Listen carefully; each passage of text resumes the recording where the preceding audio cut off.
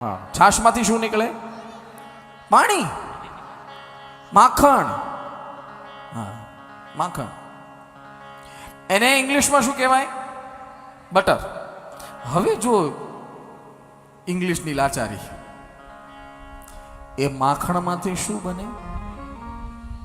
એને ઇંગ્લિશમાં શું કહેવાય? બસ ઘીના ઘી પર આવી ગયા, આ લિમિટેશન્સ આવી ગઈ. એટલા માટે આજે પણ મેં એવું સાંભળ્યું છે ને, જે સત્ય પણ છે, આજે પણ ઓક્સફોર્ડ યુનિવર્સિટી દર વર્ષે અમુક શબ્દો નવા નવા બહાર પાડે છે, કારણ કે ભાષા હજી પૂર્ણ થઈ નથી. હા, પીયુટી પુટ, બીયુટી બટ,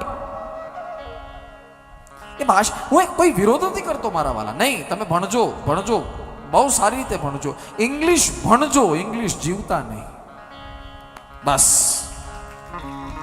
ભણજો.